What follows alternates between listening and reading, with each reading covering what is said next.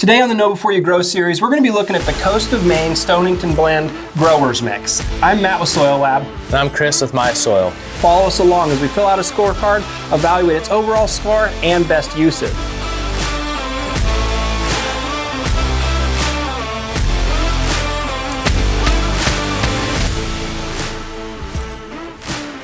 The first thing that we notice is the price of these potting mixes. And so price that we paid for this one turned out to be right at $23.99 per cubic foot. Now, based on our chart, that gives us a score of 5 in the price category. So Kris, what's the next thing that we notice as a consumer? As a consumer, open the bag and the first thing you notice really is if there's any odor to the product. You know, if there is, what's that smell? And so on the smell of this product, I actually gave it an 8. Okay, and I was at a 7. Maybe we could talk about why. I don't know. I felt that it was pretty earthy and neutral in smell. I don't know what you thought of it, but yeah, as I was glancing at my notes, that was the first thing I noted too, is it kind of had this earthy smell, but there was just enough peat in there that it kind of gave me a peaty smell, and for me that knocks it down just a little bit, so that's why I was at a 7. So I guess we'll just average that and call it 7.5 for our scorecard. You know, while we've got it out here, I think just that look and feel is the next thing that we really want to pay attention to.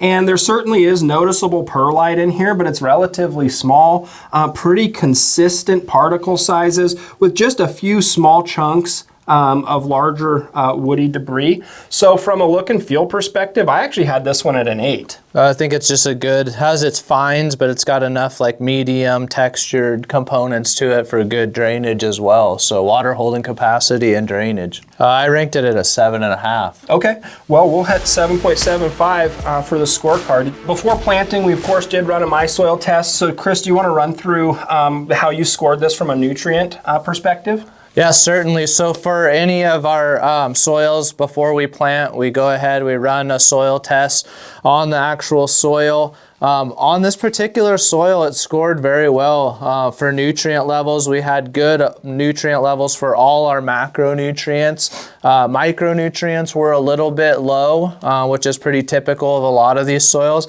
Our pH was perfectly in range, so I actually scored this soil on nutrient levels at an 8.5. And I had it at a 9, and the only reason I bumped it up to a 9 is this does have fertilizers added, but they're all OMRI approved organic fertilizers.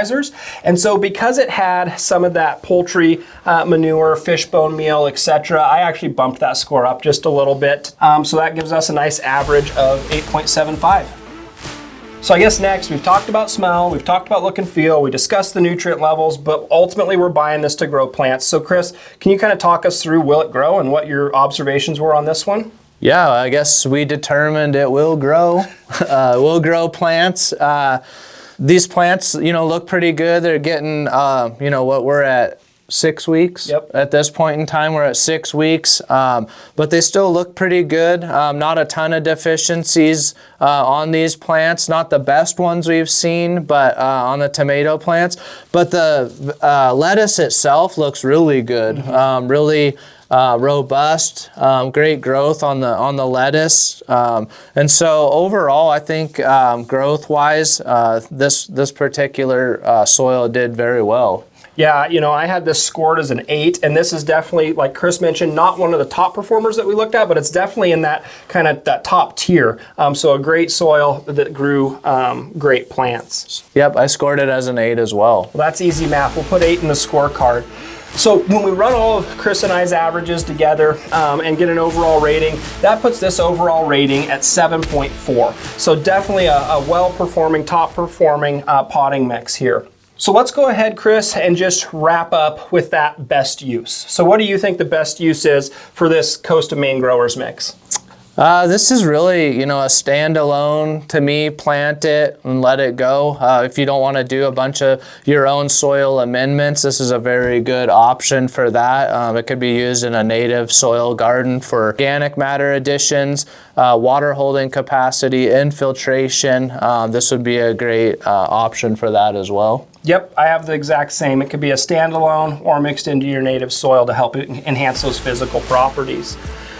All right, now we know that this soil will in fact grow. Maybe this soil is right for you. We hope that this information helped you make decisions one way or another. Enjoy your time in the garden, and I'll look forward to seeing you again soon in the lab.